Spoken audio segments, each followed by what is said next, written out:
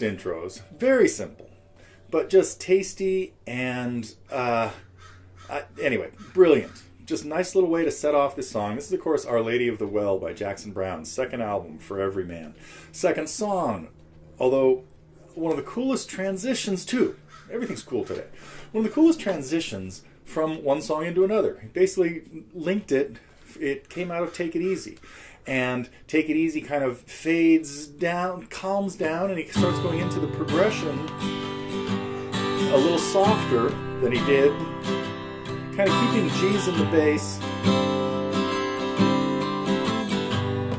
throughout a G-C-D sequence, and it kind of calms down, and then all of a sudden we hear that great little opening. So it's about 3.5 minutes into the medley of Take It Easy and Our Lady of the Well. Another great transition. It reminds me of, oh, I'm going to go off on a weird tangent. No, I'm going to keep this short. Mark Allman, John Mark, and put together with, of course, his sax playing partner, Johnny Allman. Great transition on their album. I think it was Other People's Rooms. No. It was To the Heart, I think. Just opened up with New York State of Mind. Did a great version of Billy Joel's song and segued that into a reprise of their tune, The City.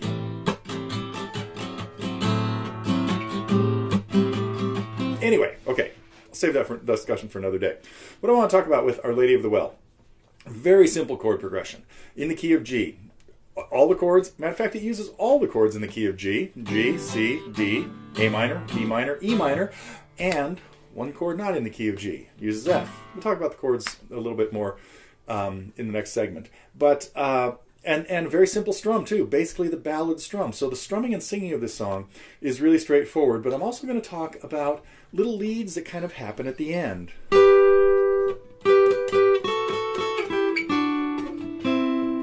And so we're going to bring in the idea of improvising a little bit over this, if I get to all that. That's the plan for right now. Anyway, coming up, a lesson on Jackson Browne's Our Lady of the Well.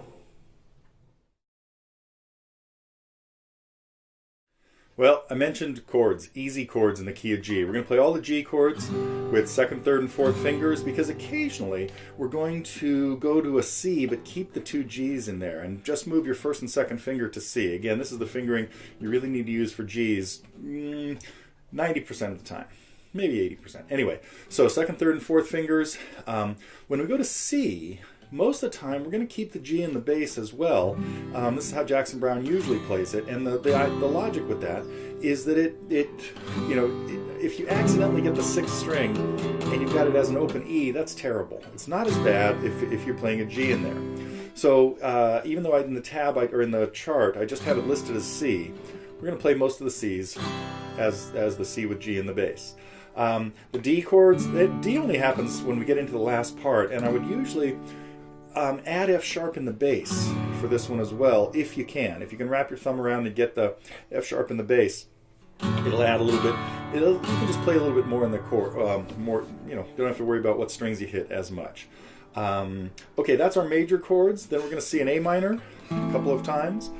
B minor, which we are going to have to play as a full bar, so hopefully you can get the bar at the second fret and the A minor shape, and E minor. Then later on, at the very end of the song, kind of like for the as he delivers the punchline, the title line, matter of fact, Our Lady of the Well, he goes to an F chord. Now, Jackson plays his F chords many times, as a lot of other people do, with a thumb wrapped around. There's really no reason to do that in this particular case, unless you come to your normal way to play F is that. So play the F, I would just play it as a full bar. Strumming pattern, let me move a little bit here, mostly just the ballad pattern. Down, rest, down, down, up. Now if you have a chord for two or multiple measures, you might in the last measure put in a little bit more. So if I was going to do, like in the song here, if I might do three measures of G.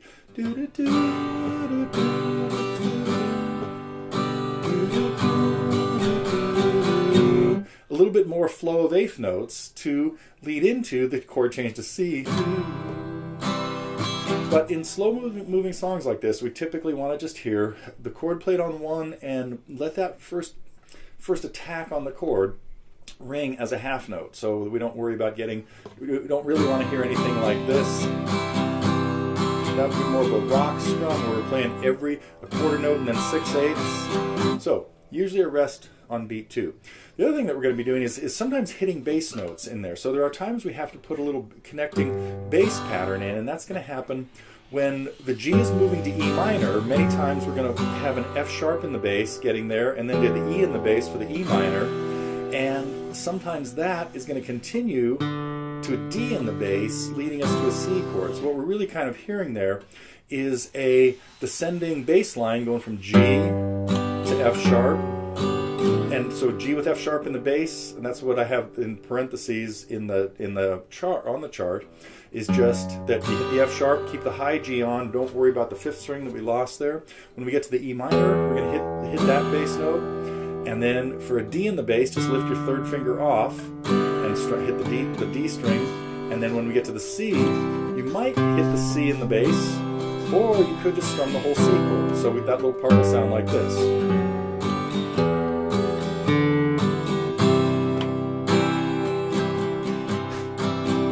So there you have what's going on with the chords. In the next segment, we'll take a look at the specific progression.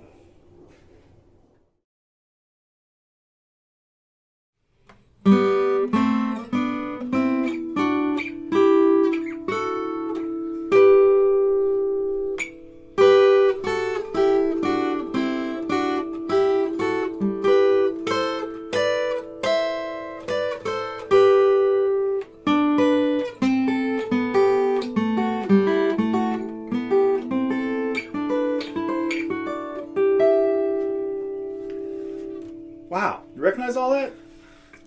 Those are just notes out of a G scale, played 2 at a time. Now, what I played the first time was notes on the 2nd and 3rd string, 3rd and 2nd string, in harmony of thirds. What we have here for a G scale played on the G string would go G, A, B, 5th fret for C, 7th for D, 9th for E, there we go, 11th for F sharp, and to G. So there's my G scale coming up the G string. Well, on the 2nd string, I would have a note that would always be a 3rd above that. So I could pair G with B. Got these 2 notes. And the way thirds work in a scale is these 2 strings are tuned a major 3rd apart. So they're 2 full steps apart, G and B. Well, the thirds in a scale, some are going to be major. In this case, the one on chord 1 and on step 4 at the 5th fret and on step 5 of the scale at the 7th fret. All the rest of the thirds are going to be minor thirds. So paired with my A of the G scale would be C. And this is what a minor third looks like on these 2 strings. 1 fret less than a major third that would be this. So my thirds in the key of G on the 3rd and 2nd strings would be G and B, A and C, another minor third, B and D. At the 5th fret, I'd have a major third, C and E. At the 5th fret, 7th fret, I'd have a major third, D and F sharp. At the 8th and 9th frets, I'd have E and G, another minor third. At the 11th and 10th frets, I'd have F sharp and A.